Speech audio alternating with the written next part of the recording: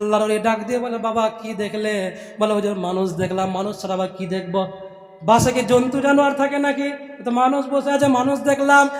এইবার আল্লাহর ওলি মাথার থেকে পাগড়ি খানা খুলে সবজিওয়ালার মাথার উপরে পরিয়ে দিয়েছে, আর ডাক দিয়ে বলে, বাবা সবজিওয়ালা, এইবার একটুখানি তুমি বাসের দিকে চায় দেখো। এইবার সবজিওয়ালা আল্লাহর ওলির পাগড়িখানা মাথায় করে নিয়ে বাসার দিকে যেই না তাকাইয়া দেখেছে, সঙ্গে সঙ্গে ভয়ে মাথার থেকে পাগড়িখানা খুলে রেখে দিয়েছে। যদি আমার আজকে চরিত্র খারাপ হয়ে যায়, আর আমি যাকে অনুসরণ করি, অনুকরণ করি, তার চরিত্র যদি খারাপ হয়, তাহলে কিয়ামতের ময়দানে আমার উপায়টা কি হবে? আমার উপায়টা কি হবে? ওই জন্য আল্লাহ রাব্বুল আলামিন বলেন, দুনিয়ার মানুষেরা দুনিয়ার কাকে অনুসরণ করবে? দুনিয়ার কাকে অনুকরণ করবে? যাকে অনুসরণ করবে, যাকে অনুকরণ করবে, তার পিছনে একটু খবর নিয়ে দেখো, তার পিছনে কোনো না কোনো ভুল আছে, কোনো না কোনো ফল্ট আছে, তার চরিত্রের মধ্যে কোনো না কোনো ফল্ট আছে। কিন্তু আমি আল্লাহ রাব্বুল আলামিন এমন একজন মহামানবের কথা বললাম, এমন একজন নবীর কথা বললাম, যাকে অনুসরণ করতে বললাম, যাকে অনুকরণ করতে বললাম, নবী মুহাম্মদুর রাসূলুল্লাহ সাল্লাল্লাহু আলাইহি ওয়াসাল্লাম। ওই নবীর যদি অনুকরণ করো, দুনিয়াতেও সাকসেসফুল হয়ে যাবে, মরার পরের জীবনেও সাকসেসফুল হয়ে যাবে। এই নবীর আদর্শে যারা আদর্শবান হয়েছিল, নবীর চরিত্রে যারা চরিত্রবান হয়েছিল, তারাই প্রকৃত মানুষ রূপে গণ্য হয়েছিল, তারাই প্রকৃত মানুষ রূপে গণ্য হয়েছিল। আল্লাহ নবী সাল্লাল্লাহু আলাইহি ওয়াসাল্লামের সাহাবীরা এমন চরিত্রের চরিত্রবান হয়েছিল, তারা যখন রাস্তা দিয়ে হেঁটে যেতেন, তাদের দেখা দেখি, তাদের চলা দেখে, তাদের কথাবার্তা দেখে, তাদের ব্যবহার দেখে, তাদের আখলাক চরিত্র দেখে গায়ের কম তারা কালেমা পড়ে মুসলমান হয়ে গিয়েছিল। চিৎকার দিয়ে বলেন সুবহানাল্লাহ। কিন্তু আজ আমরাও মুসলমান, আমাদের চরিত্র এত খারাপ হয়ে গেছে, আমাদের ব্যবহার এত খারাপ হয়ে গেছে যে আমাদের ব্যবহার দেখে আমাদের মুসলমানরাই সহ্য করতে পারে না, তো গায়ের কম কিভাবে কালেমা পড়ে মুসলমান হবে? কথা বলেন, গায়ের কম কিভাবে কালেমা পড়ে মুসলমান হবে? আমার চরিত্র দেখে আমার ঘরের লোকে সহ্য করতে আমাকে পারে না, আমার চরিত্র দেখে কুকুর সহ্য করতে পারে না। কোনোদিন দেখেছেন যে কোনো কুকুরকে, কোনো শুকরকে মানুষের বাচ্চা বলে গালি দিতে দেখেছেন? দেখেননি। কিন্তু কোনো মানুষকে শুকরের বাচ্চা, কুকুরের বাচ্চা বলে গালি দিতে শুনেছেন? শুনেছেন? শুনেছেন। কেন? মানুষের চরিত্র কুকুরের মতো হয়ে যায়, মানুষের ব্যবহার শুকরের মতো হয়ে যায়, ওই জন্য তাকে শুকরের বাচ্চা, কুকুরের বাচ্চা বলে গালি দেয়। কিন্তু কোনো কুকুরের চরিত্র মানুষের মতো হয় না, ওই জন্য তাকে মানুষের বাচ্চা বলে গালি দেওয়া হয় না। ওই জন্য আল্লাহ রাব্বুল আলামিন বললেন যে এই শুকরের চাইতেও নিকৃষ্ট, ওই কুকুরের চাইতেও নিকৃষ্ট মানুষ তখন হয় যখন ব্রেন থাকার পরেও এই ব্রেনকে ভালো কাজে লাগায় না, যখন চোখ থাকার পরেও এই চোখ দিয়ে ভালো কিছু দেখে না, কান থাকার পরেও এই কান দিয়ে ভালো কিছু শ্রবণ করে না, তখন মানুষ ওই কুকুরের চাইতেও নিকৃষ্ট হয়ে যায়, মানুষ তখন এই শুকরের চাইতেও নিকৃষ্ট হয়ে যায়। বলুন নাউজুবিল্লাহ। একটা ছোট্ট ঘটনা বলি, তাহলে আপনাদের বুঝতে সুবিধা হবে। রাজস্থানের জমিনে একজন আল্লাহর ওলি বাস করতেন। রাজস্থানের জঙ্গলে তিনি ইবাদত করতেন। সপ্তাহে একটা মাত্র দিন তিনি জঙ্গল থেকে বার হয়ে লোকালয়ে আসতেন, আর মার্কেট থেকে কিছু সবজি বাজার করে আবার জঙ্গলের মধ্যে ঢুকে যেতেন। তো তিনি প্রথম যখন জঙ্গল থেকে বার হচ্ছেন, মার্কেটে যখন এসছেন, একজন সবজিওয়ালার কাছ থেকে কিছু সবজি ক্রয় করেছেন। কেনার পরে পকেট থেকে টাকা বার করে বলছেন, বাবা সবজিওয়ালা, বলো তোমার সবজি কত হয়েছে? তখন সবজিওয়ালা বলছে, হুজুর আপনাকে পয়সা দেওয়া লাগবে না, আপনি একটু আমার জন্য দোয়া করবেন। কি করবেন? আমার জন্য দোয়া করবেন। আমরাও দেখি কি, আমরা যখন কোনো জায়গায় চায়ের দোকানে চা খাই, অনেক মানুষ রয়েছে, অনেক খাবার খাওয়ায়, তারপরে যখন পয়সা দিতে যাই কি বলে, হুজুর একটু দোয়া করবেন। আমরা কি দোয়া করি? যে আল্লাহ তোর জানে মানে বরকত দিক, তাই তো, এই দোয়া করি, তার উন্নতির জন্য একটু দোয়া করি। কিন্তু আল্লাহর ওলি বললেন, বাবা আমি আল্লাহর কাছে তোর জন্য দোয়া করি, আমার আল্লাহ যেন তোকে মানুষ বানায়। কি বানায়? আল্লাহ যেন তোকে মানুষ বানায়। এবার চলে গেছে। পরের সপ্তাহে যখন আবার এসছে, আল্লাহর ওলি একই রকমভাবে জঙ্গল থেকে বার হয়েছে আর সবজিওয়ালার কাছ থেকে সবজি বাজার নিয়েছেন। আর বাজার করার পরে বলছেন, বাবা বলো তোমার সবজির দাম কত হয়েছে? সবজিওয়ালা বলছে, হুজুর আপনাকে পয়সা দেওয়া লাগবে না, আপনি একটু আমার জন্য দোয়া করবেন। তো তখন আল্লাহর ওলি বলছেন, বাবা আল্লাহ যেন তোকে মানুষ করুক, আল্লাহ তোকে কি করুক? মানুষ করুক। আচ্ছা, এই দোয়া যদি কোনো হুজুর আপনাদের করে, ছাড়বেন? ছাড়বেন কি? যে তাহলে হুজুর আপনি কি বলতে চাইছেন, আমি মানুষ নয়? এ প্রশ্ন করবেন না, করবেন না? তো ওই সপ্তাহে চলে গেল, ওই সপ্তাহ চলে গেল, সবজিওয়ালা কিছুই বললেন না। তারপরে আবার এক সপ্তাহ এলো। এইভাবে কয়েক সপ্তাহ অতিবাহিত হয়ে যাওয়ার পরে এবার একদিন সবজিওয়ালা সে পাশের যে দোকানদার রয়েছে তাকে বলছে, ভাই আচ্ছা একটা কথা সত্যি করে বলতো, আমি কি মানুষ নয়? তো পাশের সবজিওয়ালা তো আশ্চর্য হয়ে গেছে, এটা কোনো প্রশ্ন হলো? এটা অবান্তর প্রশ্ন। বলছে, হ্যাঁ ভাই তুমি তো মানুষ, তুমি মানুষ নয় তো আবার কি? তুমি তো মানুষ। বলছে, না ভাই সত্যি করে বল আমি মানুষ কিনা? বলছে, হ্যাঁ তুমি মানুষ। তোর একই হয় না, বিশ্বাস হয় না।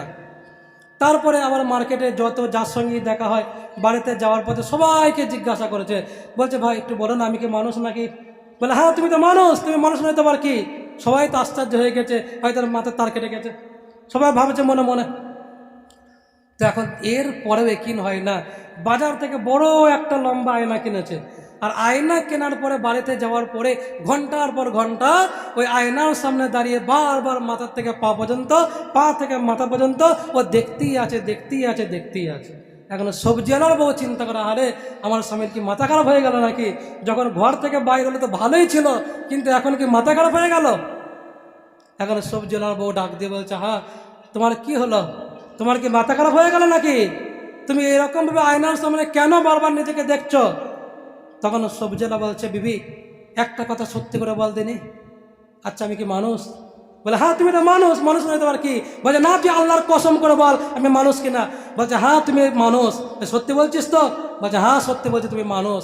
এবার তার একিন হয়ে গেছে, বিশ্বাস হয়ে গেছে, তাই তো আমি তো মানুষ, সবাই তো মানুষ বলছে, আয়নার সামনে দাঁড়ালাম, আয়নাও তোমাকে মানুষ বলছে, আমার বিবিও তো মানুষ বলছে, কসম করে কেউ তো মিথ্যা কথা বলে না, সবাই তো কসম করে আমাকে মানুষ বলেছে, কিন্তু আল্লাহর ওলি কেন আমাকে মানুষ বলে না? কেন এই দোয়া করে যে আল্লাহ তোকে মানুষ করুক? তাহলে আগামী সপ্তাহে হুজুর আসুক, এইবার হুজুরকে আর ছাড়বো না, হুজুরের একটা ফয়সালা হবে, বিচার একটা হবে। তো সবজিওয়ালা আশা করে বসে আছে যে আল্লাহর ওলি কখন জঙ্গল থেকে বার হবে আর তাকে ধরবে। তো ঠিক একই সময় আল্লাহর ওলি জঙ্গল থেকে বার হলেন।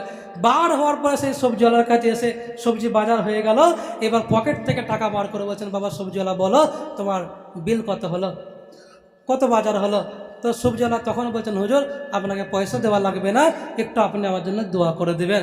আল্লাহর ওলি বলছেন, বাবা আমি আল্লাহর কাছে তোর জন্য দোয়া করি, আমার আল্লাহ যেন তোকে মানুষ বানাইয়ে দেয়। কি বানাই দিক? আল্লাহ মানুষ করে দিক।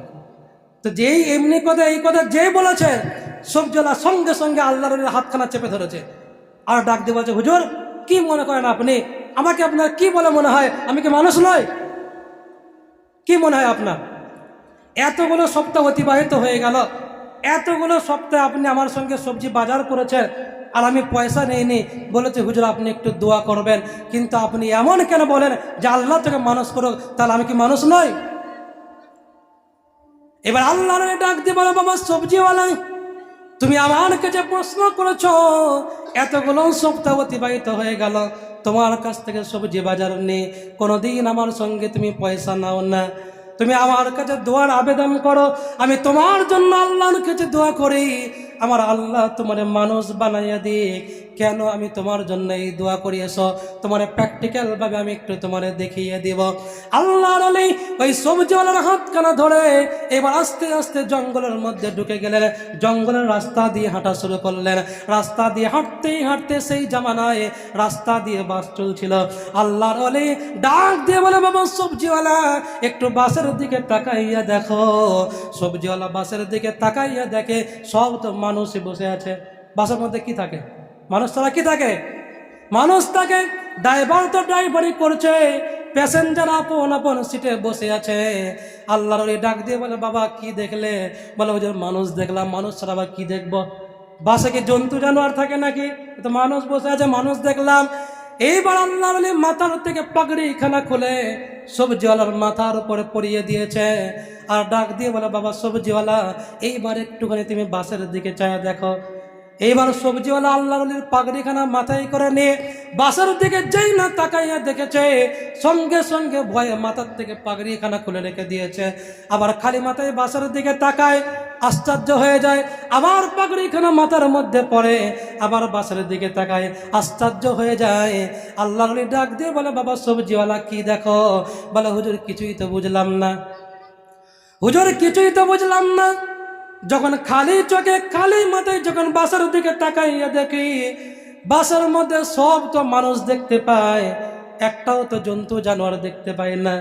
কিন্তু আপনার পাগড়িখানা যখন মাথায় করে নেই, আপনার পাগড়িখানা মাথায় পড়ার পরে যতবার বাসার দিকে তাকাইয়া দেখি, একটাও তো মানুষ দেখতে পায় না, সব হিংস্র জন্তু জানোয়ারে বাসখানা ভর্তি হয়ে গেছে। এর কারণটা কি কিছুই তো বুঝলাম না। আল্লাহ ডাক দিয়ে বলে, বাবা সবজিওয়ালা, এটাই হলো প্র্যাকটিক্যাল, এটাই হলো বাস্তব। আমার পাগড়ি মাথায় দিয়ে বাসার দিকে তাকিয়ে যা কিছু তুমি দেখেছ, এটাই বাস্তব, এটাই সত্য। আর খালি মাথায় যেটা দেখেছ, এটা হলো বাহ্যিক অঙ্গ প্রত্যঙ্গ, এটা হলো মিথ্যা। আল্লাহর ডাক দিয়ে বলছে, বাবা সবজিওয়ালা, আমার পাগড়ি মাথায় দিয়ে যেটা তুমি দেখেছ, এটা মানুষের আভ্যন্তরীণ দেখেছ, মানুষের ভিতরটা দেখেছ। কিন্তু যখন খালি মাথায় দেখেছ, মানুষের বাইরের আকৃতি দেখেছ, মানুষের বাইরের অবয়ব দেখেছ। কিন্তু তুমি আমার পাগড়ি মাথায় দিয়ে মানুষের ভিতরের অংশ তুমি দেখতে পেয়েছ। আজ তামাম পৃথিবীতে অধিকাংশ মানুষ তাদের বডিটা, এই আকৃতিটা, এই গঠনটা, এই অবয়বটা মানুষ রয়েছে, কিন্তু ভিতরটা হিংস্র জন্তু জানোয়ারের চাইতেও নিকৃষ্ট হয়ে গেছে। কথা বলেন ঠিক কিনা? কথা বলেন ঠিক কিনা? অধিকাংশ মানুষ, তার ব্যবহার, তার চরিত্র, তার কথাবার্তা এত খারাপ হয়ে গেছে, একটা হিংস্র জন্তু জানোয়ার তার চাইতেও নিকৃষ্ট হয়ে গেছে। একটা কুকুর দেখবেন, ভাগারে একটা বড় গরু পড়ে আছে, ও একা সবগুলো খেতে পারে না, ও 7 দিন কেউ ফোড়াতে পারবে না, গলা পর্যন্ত খাওয়া হয়ে গেছে। এইবার সেই কুকুরটা দেখবে পাহাড় দিয়ে বসে থাকবে। একটা কুকুর 7 দিন খেতে পারেনি, জীর্ণ শীর্ণ দেহ নিয়ে আস্তে আস্তে দুর্বল কুকুর আস্তে আস্তে এগিয়ে আসছে। একটু যদি খাবার পায়, ও গলা পর্যন্ত খেয়ে বসে আছে। এরপরেও যখন সেই দুর্বল কুকুরটা কাছে আসবে, দেখবেন ডাক দেয় না, দেখে না, তার মানে আমার কাছে আসবে না, এ মাল সবটাই আমার। আজও দুনিয়াতে এরকম মানুষ আছে না? নাই। নিজের অগাধ টাকা পয়সা, গাড়ি বাড়ি, ধন সম্পদ, কিন্তু পাশের বাড়ি খেতে পায় না, একটা বারের জন্য খবর নেয় না, ও নিজে খেতে পায় না, টাকায় ব্যাংকে ছাদা পড়ে যাচ্ছে। এরপরে এতিম মিসকিন অসহায় ওদের খাওয়ার জন্য ব্যবস্থা করে না। তাহলে এই মানুষগুলো ওই হিংস্র, ওই কুকুরের চাইতেও নিকৃষ্ট। কথা বলেন ঠিক কিনা? এ কথা কে বলেছে? এ কথা কে বলেছে? আল্লাহ বলেছে, উলাইকা কাল আনআম বাল হুম আদাল। এই মানুষগুলো ওই চতুষ্পদ জানোয়ারের চাইতেও নিকৃষ্ট। ইসলাম মানুষকে প্রকৃত মানুষ তৈরি করেছে। ইসলাম মানুষকে প্রকৃত মানুষ তৈরি করেছে। একটা মানুষ হতে গেলে যা গুণের প্রয়োজন, সমস্ত গুণ শিক্ষা দিয়েছে ইসলাম। এমন একটা জামানায় আল্লাহ রসুল সাল্লাল্লাহু আলাইহি ওয়াসাল্লাম এসেছিলেন। সেই জামানার ছিল বর্বরতার যুগ, সেই জামানার ছিল জাহালিয়াতের যুগ। সেই যুগটা এমন অন্ধকারের যুগ ছিল, যে যুগে পিতা তার কলিজার টুকরা মেয়ে সন্তানকে জ্যান্ত দাফন করে দিত। কলিজার টুকরা সন্তান, মেয়ে সন্তান হলে ওই সন্তানগুলোকে মাটির নিচে পুঁতে দিত, জ্যান্ত দাফন করিয়ে দিত। ওই জাহালিয়াতের যুগে সামান্য একটু বিষয় নিয়ে একে অন্যের ক্ষেতের মধ্যে পশু ঢোকা নিয়ে একটা হাদিসের মধ্যে এসছে, তাফসীর ইবনে কাসিরের মধ্যে এসছে, একটা যুদ্ধ হয়েছিল 40 বছর ধরে, গোত্র পরম্পরার যুদ্ধ হয়েছিল। ওই যুদ্ধের মূল কারণ হলো একটা ক্ষেতের ভিতরে একটা উট ঢুকে পড়েছিল। কি ঢুকেছিল? ক্ষেতের ভিতরে একটা উট ঢুকে পড়েছিল। এই উট ঢোকাকে কেন্দ্র করে 40 বছর যুদ্ধ হয়েছিল। এ মারা গেছে, এর সন্তানকে ওসিয়ত করে গেছে, আমি মারা যাব, যুদ্ধ বন্ধ করবি না, যুদ্ধ চালিয়ে যাবি। এমন একটা বর্বরতার যুগ, এমন একটা অন্ধকারের যুগে নবী মুহাম্মদ রাসূলুল্লাহ সাল্লাল্লাহু আলাইহি ওয়াসাল্লাম এলেন। আর ওই মানুষগুলোকে, ওই জাহাল মানুষগুলোকে, ওই অন্ধকারের মানুষগুলোকে নবীজির পরশে, নবীজির চরিত্রবান করে তাদেরকে এমন মানুষ তৈরি করলেন, যাদের দেখলে বিধর্মীরা কালেমা পড়ে মুসলমান হয়ে গিয়েছিল। চিৎকার দেবেন সুবহানাল্লাহ। একটা ছোট্ট ঘটনা, আরবের মরুভূমির প্রান্তরে সেই জাহালিয়াতের সময় আল্লাহ রসুল যখন ওই মানুষগুলোর উপর মেহনত করলেন, এমন মানুষ তৈরি করলেন। আজ তো দুনিয়াতে দুর্নীতিতে ভর্তি, আজ তো দুনিয়ায় অন্যায় ভর্তি। সেই জামানায় যখন দুর্নীতিযুক্ত সমাজ ছিল, রসুল এসে সমস্ত দুর্নীতিগুলোকে ন্যায় নীতির দ্বারা পরিবর্তন করে দিলেন। এমন মানুষ নবীজি তৈরি করলেন যে এক সময় জঙ্গলের আপনার মরুভূমির উপর দিয়ে একটা যুবতী মহিলা, একটা যুবতী মেয়ে হেঁটে যাচ্ছে, আর তার মনের মধ্যে বড় ভয়, না জানে কেউ আমাকে দেখে ফেলবে, কোনো পুরুষ যদি দেখে ফেলে আমার ইজ্জতকে নষ্ট করে দেবে, আমাকে ধর্ষণ করবে, আমার ইজ্জতকে লুটে নেবে। সেই মহিলা একা একা ভয়ে ভয়ে হাঁটতে হাঁটতে যাচ্ছে। আর আল্লাহর নবীর শিক্ষায় শিক্ষিত একজন ব্যক্তি, আল্লাহর নবীর একজন সাহাবা ওই মরুভূমির প্রান্তরে হেঁটে বেড়াচ্ছেন। যখন দেখলেন ওই একজন মহিলা সে একা একা মরুভূমির প্রান্তরে হেঁটে চলেছে, তখন আস্তে আস্তে সেই মহিলার কাছে গেলেন। মহিলা যুবককে দেখা মাত্রই সে ভয় খেয়ে গেছে, না জানি আমার ইজ্জত, আমার সতীত্ব আমি আর বুঝে রক্ষা করতে পারবো না। যখন কাকতি মিনতি শুরু করে দিয়েছে, তখন যুবকটি ডাক দিয়ে বলছে, মা। কি ডাক দিয়েছে যুবকটি? মা, আমি তোমার যৌবনের ভক্ষক নয়, আমি তোমার যৌবনের রক্ষক। তুমি এই মরুভূমির প্রান্তরে একা একা হেঁটে চলেছ, আমার আশঙ্কা হলো না জানে কেউ তোমার সতীত্বের উপর সতীত্ব হরণ করে কিনা, তোমার সতীত্বকে নষ্ট করে দেয় কিনা। ওই জন্য আমি তোমার কাছে এলাম, তোমার বডিগার্ড হিসাবে চলো, আমি তোমার ঘর পর্যন্ত পৌঁছে দিয়ে আসি। সেই মহিলাটিকে যখন ঘর পর্যন্ত পৌঁছে দিলে, ওই মহিলা তখন ডাক দিয়ে বলছে, এইরকম বর্বরতার যুগে এ শিক্ষা তোমাকে কে দিল?